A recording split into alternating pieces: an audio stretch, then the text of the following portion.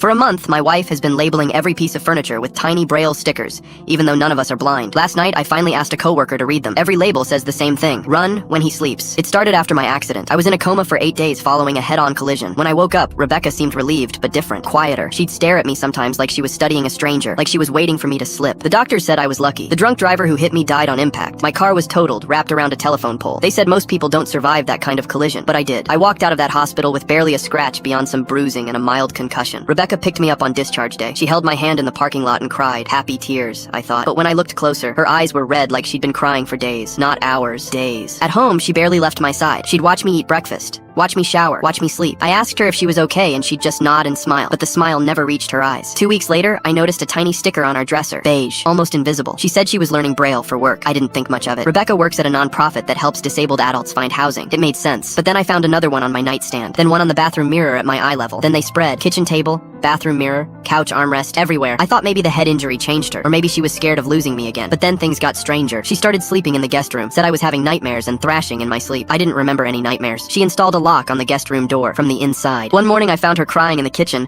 staring at our wedding photo. When I asked what was wrong, she flinched. Actually flinched. Like I'd raised a hand to her. I'd never touched her in anger in 10 years of marriage. She started asking me weird questions. Do you remember our first date? What did we name our goldfish in college? What song did we dance to at our wedding? I answered everything correctly, but she'd just stare at me like I'd given the wrong answer. Then I found her journal. I wasn't snooping. It was sitting open on the guest room bed when I brought her laundry up. The last entry was dated yesterday. He doesn't blink as much anymore. Normal people blink 15-20 times per minute. I've been counting. He blinks 6 times per minute. The doctor said brain injuries can cause that, but it's been 5 weeks. Shouldn't it have normalized by now? I counted my blinks for the next hour. 16 per minute. Perfectly normal. Why was she lying in her own private journal? I kept reading. Earlier entries were worse. He didn't recognize our neighbor today. We've lived next to the Caldwells for 7 years. He called Patricia ma'am like he'd never met her. I remembered that day. I'd had a migraine and was distracted. Of course I knew Patricia. His handwriting is different. Smaller. More controlled. He used to write in this loose, messy scrawl. Now it looks like someone else's handwriting. I checked old birthday cards I'd written her. My handwriting looked identical to how I write now. She was seeing things that weren't there. The most recent entries mentioned the stickers. She'd started putting them up a week ago, but she didn't explain why. Just wrote, if I'm right,